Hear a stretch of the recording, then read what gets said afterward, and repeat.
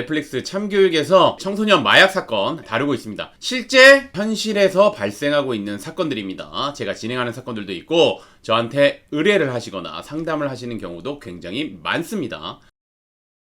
미성년자 마약범죄, 즉 청소년 마약범죄는 단순한 호기심이나 장난으로 치부하기에는 처벌 수위가 굉장히 무겁고 형사재판을 받는 경우가 많습니다.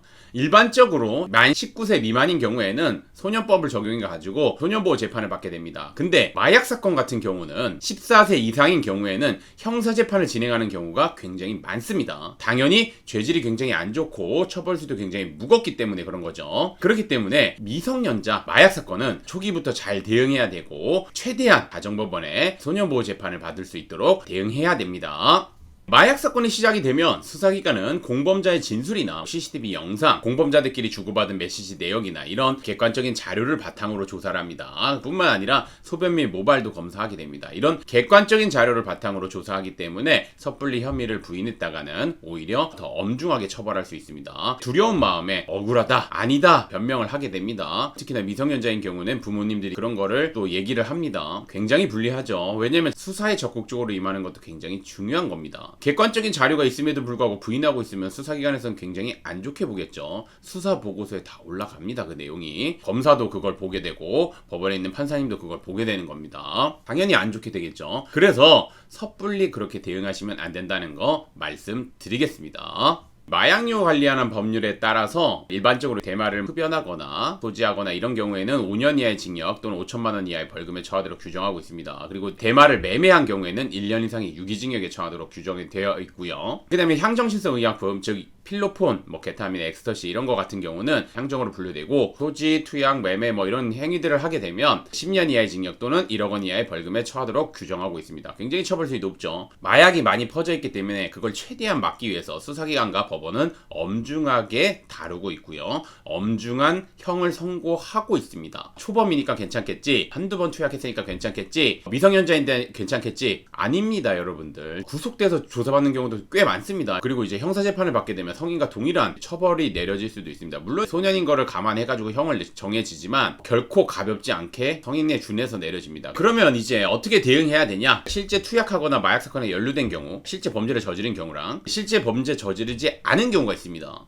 실제 범죄를 저지른 경우에는 초기부터 딱 오셔서 진행하면 제일 좋습니다. 그런 경우에는 소년부 재판으로 갈 확률이 굉장히 높습니다. 왜냐면은 제가 진행할 때 어떻게 진행하냐면 경찰 조사 전에 반성문, 탄원서, 마약 관련 교육 이수증, 마약대체운동본부 프로그램 참여, 부모님도 참여하라고 말씀드리고 그 외에도 정신과 진료 내역서, 심리상담 내역서, 학교생활 기록부, 주변 선생님이나 학생들의 탄원서 이런 거 다 준비해가지고 제출을 해놓은 상태에서 조사를 받으러 가기 때문에 의견서에 혐의 인정하고 반성하고 있는 그런 모습들을 딱 보여주면 스무스하게 조사하고 조사도 굉장히 잘 진행해 주십니다. 그런 걸 다 반영해가지고 저희가 제출한 자료 이런 거 다 포함해가지고 다 올립니다. 그럼 이제 검사 입장에서 그걸 판단한 다음에 소년보 재판으로 보내주시겠죠. 그리고 소년보 재판 가서도 판사님이 봤을 때 처음부터 인정하고 양형제로 잘 준비해서 하고 수사도 적극적으로 임했고 그러면은 선처를 해주십니다. 억울하게 연루된 경우에는 감정적으로 무조건 안 했다 이렇게 하시는 것보다는 객관적인 자료를 바탕으로 해야 됩니다. 수사기관이나 법원은 억울함에 대해서 호소한다고 그걸 들어주는 기관이 아닙니다. 주변 사람들의 진술이나 계좌이체 내역이나 이런 것들을 바탕으로 해가지고 마약을 구매한 적이 없다거나 투약한 사실이 없다거나 그래서 이런 객관적인 자료를 바탕으로 해가지고 마약을 투약한 사실이 없다 주장을 해서 무혐의를 받아야 되는 사안입니다. 미성년자이니까 마약 사건 선처를 받을 거다. 가정법원의 소년보호 처분에서 가벼운 처분을 받을 거다. 난 초범이니까 한두 번밖에 안 했으니까 처벌 수위가 높지 않을 거다 라고 오해를 하시는 경우가 많습니다. 미성년자 사건이라 하더라도 마약 사건 같은 경우는 실제 형사재판에서 형이 나오는 경우도 굉장히 많습니다. 구속된다고 생각해 보십시오. 그리고 징역형 산다고 생각해 보십시오. 솔직히 말씀드리면 우리나라에서 살기가 힘들 수도 있습니다. 그렇기 때문에 잘 준비하고 대응하셔야 된다는 겁니다. 제가 사건 진행하다 보면 되게 안타까운 경우가 많습니다. 변호사님 도움 받아서 초기부터 제대로 준비하고 했으면 좋은데 그러지 않고 부모님이랑 자기가 유리하다고 생각하는 거대로 진행을 했지만 결국에는 안 좋은 결과가 발생하죠. 마약 사건 전문가를 찾아서 전문가와 함께 상담을 받으시고 진술 방향을 잡고 제대로 준비하고 대응해야지 선처를 받을 수 있고 억울한 부분에는 억울함을 해소할 수 있다는 거 말씀드리면서 오늘의 주제는 여기까지 마치도록 하겠습니다. 저는 이변은 이따의 이동현 변호사였습니다. 감사합니다.